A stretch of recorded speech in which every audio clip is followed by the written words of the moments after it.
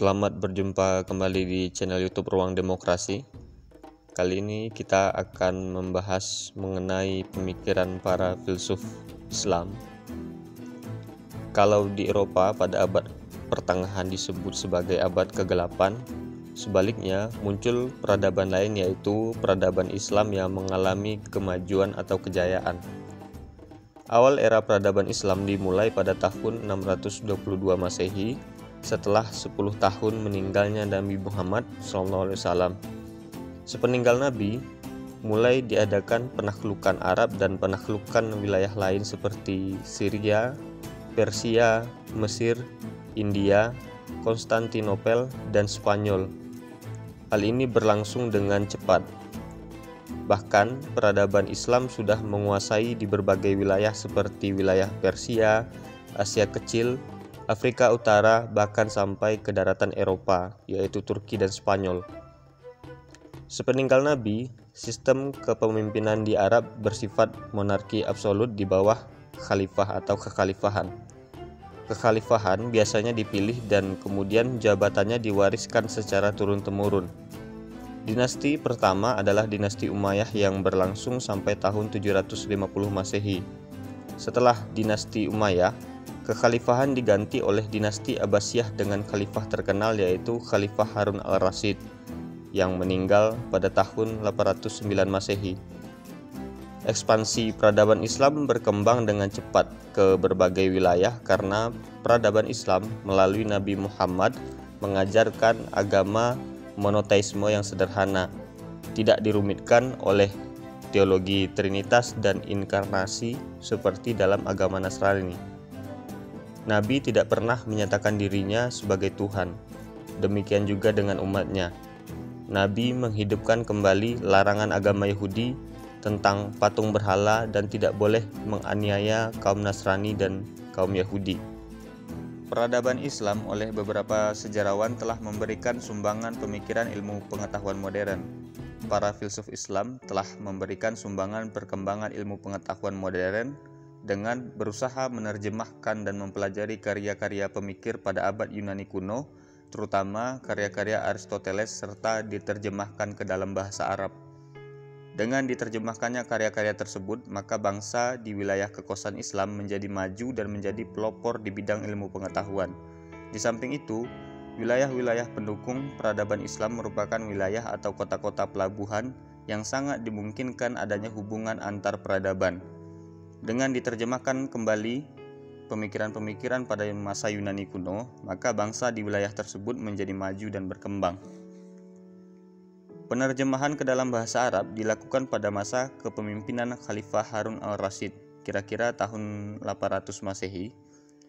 Penerjemahan pertama yang sampai ke ilmuwan-ilmuwan sekarang didasarkan pada bahasa Arab dilakukan oleh Adelhard pada tahun 1120. Sejak saat itu, studi-studi tentang geometri dan astronomi berangsur-angsur bangkit kembali di dunia barat. Namun, baru sesudah akhir zaman Renaissance mencapai kemajuan-kemajuan yang luar biasa. Tokoh-tokoh atau filsuf Islam yang memberikan sumbangan dalam perkembangan ilmu pengetahuan dan filsafat diantaranya adalah Al-Khwarizmi, Al-Kindi, Ibnu Sina, Ibnu Rus, dan Ibnu Khaldun. Pemikiran Al-Khwarizmi terutama di bidang ilmu hitung dan aljabar. Kemudian pada tahun 830 Masehi, Al-Khwarizmi menulis buku matematika dan astronomi yang kemudian diterjemahkan ke dalam bahasa Latin pada abad ke-12 dengan judul Algoritmi de Numero Indorum. Al-Khwarizmi juga menulis buku tentang aljabar yang digunakan di barat sebagai buku teks sampai pada abad ke-16. Kemudian ada Al-Kindi. Al-Kindi adalah orang pertama yang menulis filsafat dalam bahasa Arab dan menerbitkan terjemahan dengan judul Teologi Aristoteles. Karya-karya Al-Kindi yang terkenal tentang filsafat, logika, ilmu hitung, astronomi, geometri, dan politik. Filsafat Al-Kindi berusaha memadukan antara pemikiran Helenistik dengan Islam dan meletakkan dasar-dasar filsafatnya. Al-Kindi menyelaraskan antara filsafat dan agama. Menurut Al-Kindi, filsafat berlandaskan pada akal pikiran, sedangkan agama berdasar pada wahyu. Al-Kindi juga membedakan ilmu pengetahuan menjadi dua kelompok studi, yaitu kelompok studi teoritis seperti fisika, matematika, metafisika, dan kelompok studi praktis seperti etika, ekonomi, dan politik.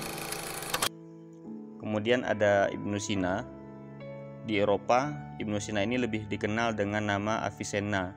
Ia menghasilkan karya-karya di bidang filsafat, kedokteran, dan matematika. Ibnu Sina mengajar kedokteran dan filsafat di Teheran. Bahkan, ia lebih terkenal di bidang kedokteran dibandingkan dengan pemikiran filsafatnya. Dari abad ke-12 sampai abad ke-17, di Eropa, karya-karya Ibnu Sina dijadikan sebagai rujukan dalam ilmu kedokteran. Selanjutnya ada Ibnu Rus. Di Eropa, ia lebih dikenal dengan nama Averroes atau Averroisme. Ibnu Rus lahir di kota Cordoba, Spanyol. Ia belajar teologi dan hukum, kemudian kedokteran, matematika, dan filsafat. Dalam bidang filsafat, Ibnu Rus menulis ulasan-ulasan dari karya Aristoteles, sehingga ia disebut sebagai juru ulas. Dengan sebutan itulah ia dikenal oleh dunia Eropa. Ibnu Rus lebih dikenal dan dihargai di Eropa daripada di Timur. Hal ini disebabkan pertama, tulisan-tulisannya banyak diterjemahkan ke dalam bahasa Latin dan dipublikasikan. Kedua, Eropa pada zaman Renaissance mudah menerima filsafat dan metode ilmiah yang ditulis oleh Ibnu Rus.